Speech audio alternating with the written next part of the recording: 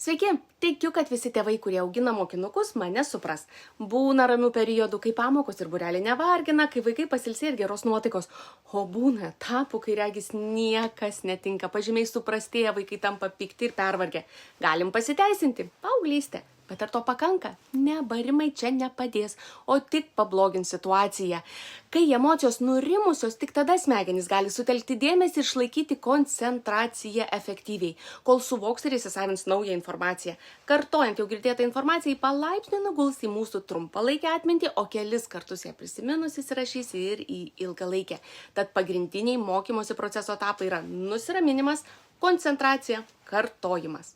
Taip, savo vaikam, o ir savo padėti jau galime. Tam ir buvo sukurti Memostar Focus nuo 6 metų ir Memostar Infinite nuo 12 metų amžiaus vaikam maisto papildai.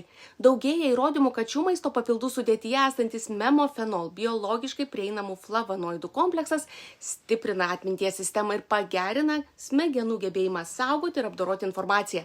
Memostar Focus sudėtyje be polifenolių yra ir bakopa, melisa, cinkas, vitaminai B5 ir 6, nerimo mažinimui, susikaupimui ir savikontroliai. O Memostar Infinite formulė papildyta bakopa, ginkmedžių vitaminais B5, 6, 9, 12 ir cinku protiniai veiklai ir atminčiai.